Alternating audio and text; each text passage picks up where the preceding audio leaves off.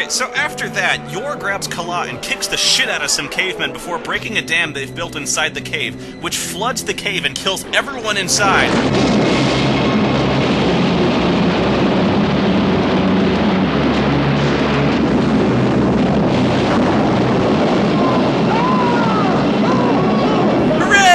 Now that's using the old bean, Yor. Hey, but wait a minute.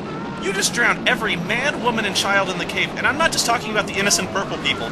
I'm talking about the women and children from the village who were just abducted and locked away in cells. And he just murdered everyone. No, he just committed double genocide. That's 2 whole civilizations he just drowned. So what, he doesn't care about anyone else but his girlfriend? What an asshole! We will need a lot more hemp before we're through. I should also mention that Yor's origins are shrouded in mystery, and the only clue to his identity is a golden medallion found around his neck. Pack and Kala decide to follow him around and help him to find answers because, why not? Yor just killed everyone they know and burned their village down. So they travel to a distant desert valley inhabited by sand people who wield flaming sticks as weapons. They capture Yor and take him to their leader, a foxy blonde woman who also happens to wear a golden medallion. The Sand People worship her as a goddess because she was found near a huge block of ice in the middle of the desert with people frozen inside it, and the water that comes off it is vital to the Fremen. Yummy! Yeah, I don't get it either, but long story short, the Sand People decide to burn Yor alive. It's nothing personal, so Yor just kills everyone. Well, what else is he gonna do? He is the man, after all. Now tell me this isn't cool. Yor picks up a flaming anachronistic longsword and starts killing sand mummies with it, and then he meets their leader. Come on, move! I have come to toast your marshmallows. Oh, and he underhands it. If I may borrow the expression, pooned!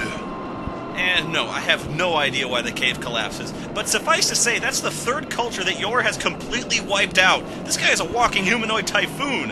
Of course, now Yor has 2 lovely ladies smitten with him, and you can just tell Kala wants to claw the bitch's eyes out. There's no way she's a natural blonde. My favorite part of all this is how Pac doesn't really see a problem. I'll go look for them.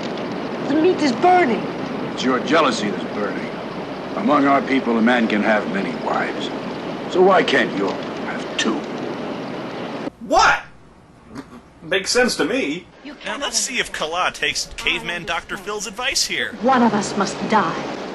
Oh, nope, cat fight! I told you this movie was great!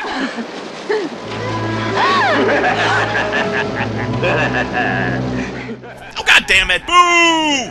I thought those guys were dead! Okay, well, Yor kills them again, but not before they mortally wound Blondie. Then you fast forward a bit, and Yor saves a bunch of children from being eaten by a giant lizard. Oh, man, it's starting to feel like this movie is starting over, doesn't it? Well, during the course of the fight, Yor loses his axe, but Pac makes the save by shooting it in the eyeball.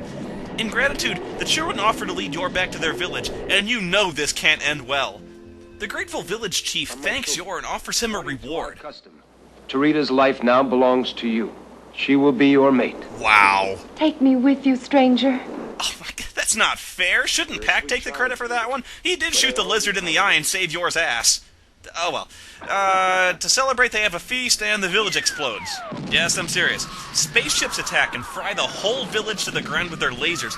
Although the movie is too low budget to actually show spaceships, you hear all sorts of whooshing and stuff, so it's probably spaceships. They're kind of implied. We will need a lot more hemp before we're through. And yeah, that's the big shocker of the movie, is that spaceships and lasers exist. That this is not a prehistoric world, but actually a post-historic, post-apocalyptic world that's been blasted with nuclear weapons and is crawling with mutants and dinosaurs. Although, I'm pretty sure that you would have been clever enough to figure this out if you did something like, I don't know, looked at the box? Look carefully for the hidden clue in the title. It's called Yor, the Hunter from the Future! And the cover of the box features him standing on a spire of rock, roaring a challenge at a group of flying saucers, armed only with a hand axe. It kind of reminds me when Planet of the Apes got re-released, and the biggest thing on the cover was the shadow of the Statue of Liberty. Way to ruin the surprise, guys. Well, Yor and the gang decide to sail across the sea where the spaceships come from because... and they decide to take the chief's old boat. But shortly after they start their voyage, the weather started getting rough, and it turns out that boats made of wicker don't float for shit. Big shocker. Yor gets thrown overboard, but the guy's basically indestructible, so he washes up on the island completely unscathed. And suddenly this becomes a very, very different movie. he runs into a bunch of robots who kind of look like Darth Vader fucked Hello Kitty, who might be scary if you couldn't just bash their fucking heads off with a rock. Oh! The island is ruled by a leathery guy in a cloak called Overlord. I want them both captured and brought here, alive. What did you call him? The Overlord? Who's that? He commands all of us, and his main intent is unquestionably to do evil. But he seemed like such a nice guy during the election. Eventually, I may conquer the world. What world? It's bombed to shit! All barbarians. You'll command a world of puppets. Is that your goal in life? Yes. It's good to have dreams, I guess. I'm the giver of death. But also of life. But how does your factor into all this? You are to be the forefather of a new race, together with Carla, this genetically perfect woman, as your mate. As I said, I am experimenting with a new type of android, which requires the seed of specimen like yourself to produce a new race, superior to these rather slow-witted models. Ew, the androids need your seed? What kind of sick-ass future is this? So let me see if I can get this plan straight. Overlord wants to rule the world by killing everybody, but first he needs to replace his crappy, slow-moving, shambling robots with slower, uglier, more expensive shambling robots that wear collars that prevent them from seeing anything. And this whole plan hinges on getting a caveman to jerk off into a plastic cup.